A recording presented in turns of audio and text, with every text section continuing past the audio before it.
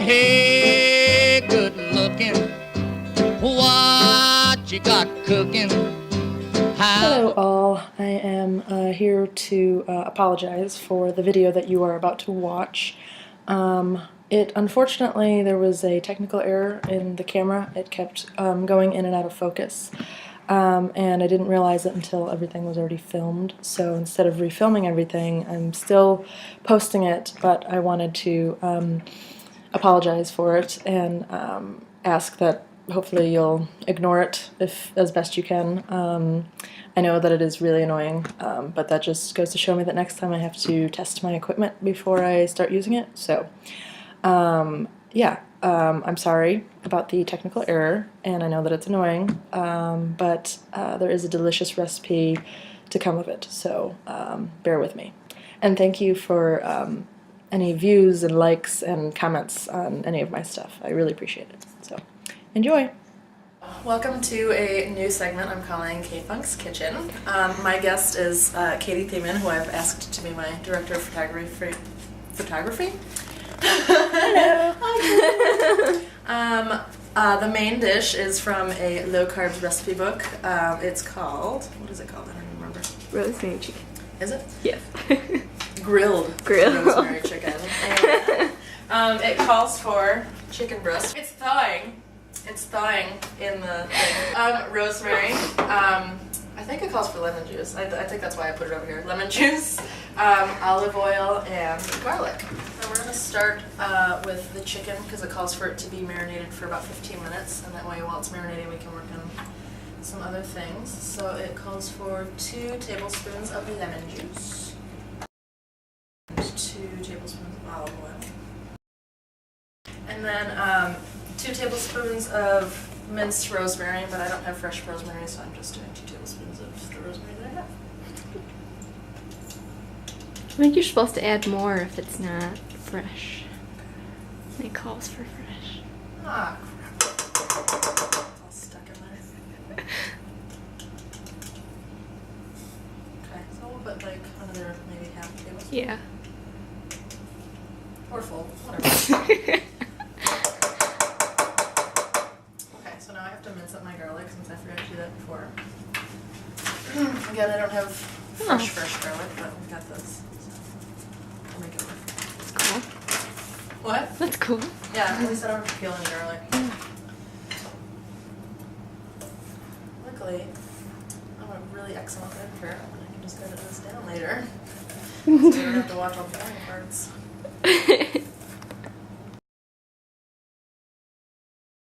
To recap, we have 2 tablespoons of lemon juice, 2 tablespoons of olive oil, 2 garlic cloves minced, and 3 tablespoons of rosemary since I didn't have fresh. And then we have to whisk this together. I forgot that I'm supposed to put salt in here too. It's supposed to be a quarter. Oh, hi! Oh, no. Quarter teaspoon of salt. So I'm just you can edit that out. eyeball that. It's going really well. Okay, I think that's whisked together quite nicely. And then we will put this chicken into a shallow glass dish. I'm just gonna stand over here. And then we're gonna pour this over our chicken.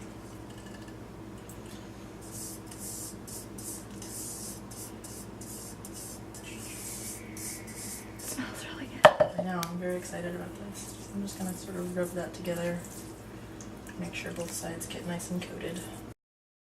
And then after I wash my hands, we are going to let this marinate in the fridge for about 15 minutes. Okay, so during our break, we still have the chicken marinating. I blanched our kale, which we will put into the wok later, but in the meantime, we're going to start on our potatoes. So we're supposed to do a pound of the fingerling potatoes. I'm just going to cook this all up because it's 3 pounds and I don't know, that's just what I'm going to do. I'm tripling the recipe for 2 people, mind you.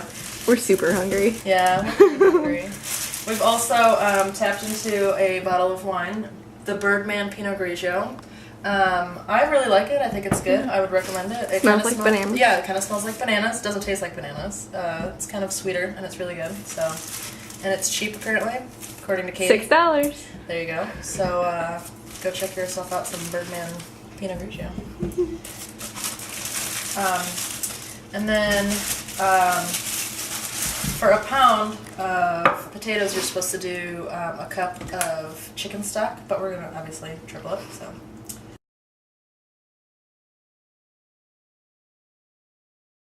You know what?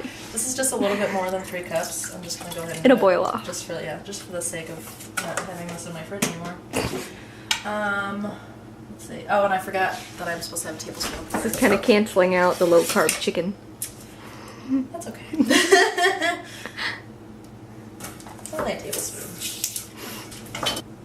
Okay, and then we're gonna cover this up and let it cook for a little bit. So. We'll check back once we get some boiling going on. Okay, so we are returning to our dill fingerling potatoes. They're not fingerling, actually, they're just small sized potatoes.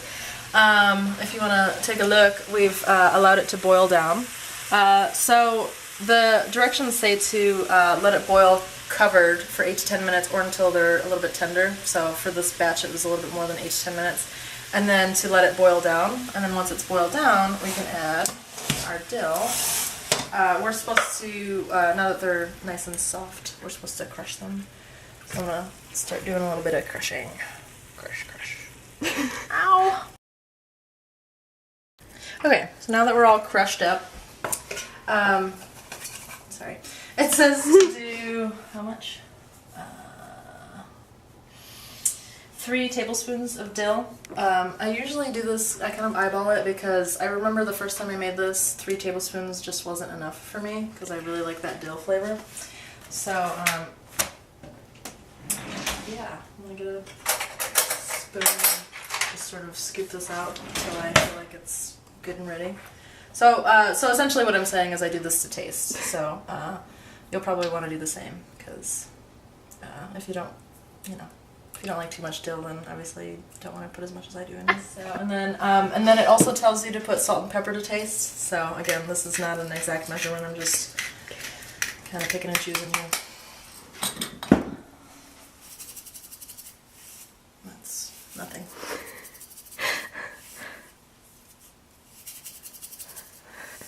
Nothing is coming out of this damn thing. That's what they look like once they're all dilled up, and I am going to take a little taste. I'm going to take a little taste to find out if this is dilled up enough. I'm not going to smell anything but dill for days. I could use a little more dill. Okay. Also, I made this for Tim, and he really liked it, so, and I told him I would give him the recipe, and I never did, so here it is. Here you go, Tim. Take notes. Yeah, so that's going to sit in the dill flavor, and then we're going to start working on, I suppose we could work on our kale. Okay, while Katie recovers from her kale incident, I'm going to attempt to do the last 2 steps together with the kale and the chicken. So with the kale, I have this wok all set and ready. I'm going to, it's heating up right now. I'm going to oil it down. Oh, it's way out of I'm there. going to brown the garlic just a tad. I've, by the way, this is 3 large cloves of garlic for about a bundle of kale. Too bad YouTube doesn't have smell-o-vision. I know, It smells so good. Really good. I need a little bit more oil. So hungry. It's coming up at me. I wish you guys could smell this at home because it smells delicious. But, you know, if you're following along, maybe you are smelling it at home. Since this is grilled chicken, obviously it's January, so a grill is not really feasible. So I have this grilled pan, and it is also heating up sort of in a medium heat right now. Our garlic is starting to brown a little bit, so I'm going to go ahead and add the kale. Smells so good. I know, right? I can smell it now. Yeah, so we're going to add the kale. I like the shape of the colander. And we're just going to mix that up a little bit. We're going to turn the heat down a little bit on that, and then we're going to go ahead and get our chicken started over here on this grill. And then it says about 5 to 6 minutes on either side, but obviously you just want to do it until it's not pink in the center anymore. So all that good flavor. So with the kale, I don't really have a time limit of how long I'm supposed to cook it. I just cook it until I feel like it's a good texture. I don't like it to be super crunchy. And with kale, it really cooks down a lot. So start out with a lot, even if you think you're not going to eat it, because it will cook down a lot. I must say too that this is my first time cooking this chicken, so I'm pretty excited about the results. I can smell this rosemary, and it smells really good.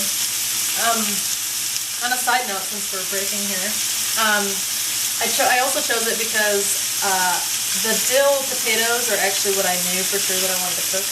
So I went with the rosemary because I thought dill and rosemary would be a really good combination of flavors. So what we've done here is we've switched eyes because the eye that this was on was not cooking our chicken very evenly. So we put it where the kale is, and the kale's kind of simmering in the back burner. So just to update you. This is much better than anywhere we would have gone to eat. Yes, exactly. A, it's cheap. B, it smells delicious, and I'm sure it will taste delicious. And C, I get to see ham on the camera. Yeah. Okay, so we took a small, tiny little break, and our chicken seems to be pretty done. I've cut into all of them, and we see that the middle is no longer pink. So I'm going to go ahead and plate this. And we'll start with our chicken, so we heat down. And then, since the potatoes are right in front of me, I'll get some potatoes. This smells delicious. I just can't get over the smells of this kitchen right now. I know. It's almost like overpowering. I know. One more little tater. And then some kale.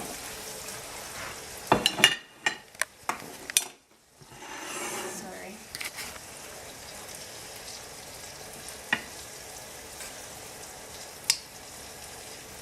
Oh, delicious. Look at how beautiful that is. Now we're going to take another break because Katie is going to sit down at my kitchen table and she's going to try this for you before your very eyes. Oh, so exciting. Yum. Okay, so the tables are turned. I am now the director of photography. Katie is going to try her delicious meal. Delicious, so excited. Right before you. This is the first time she's had any of this. Yes. So this is completely unbiased, truthfulness. You get to watch me eat. So exciting. Yay! Okay, so we'll take a little bite of each first? at a time. Whatever you want. Stick.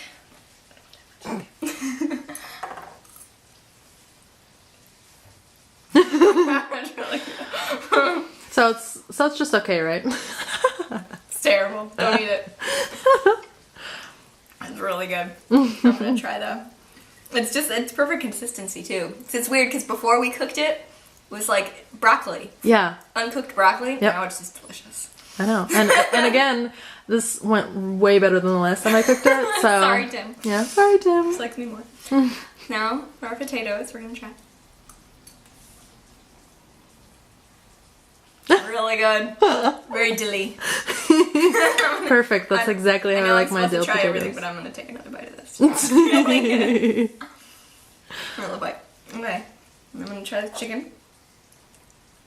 Beautifully cooked, if I'm saying. Yeah, it has a nice golden brown color. See? Beautiful. Yum.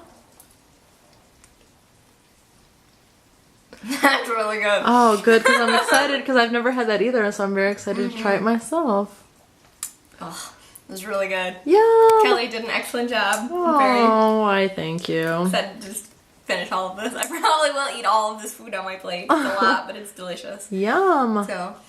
Why, thank you. Well, thank you for joining K-Funk's Kitchen. So there you have it. The rosemary chicken, dill potatoes, and kale with garlic is a really good dish, really good meal. So delicious. Try it. Let me know how you think, and we'll catch you next time. Thanks for joining.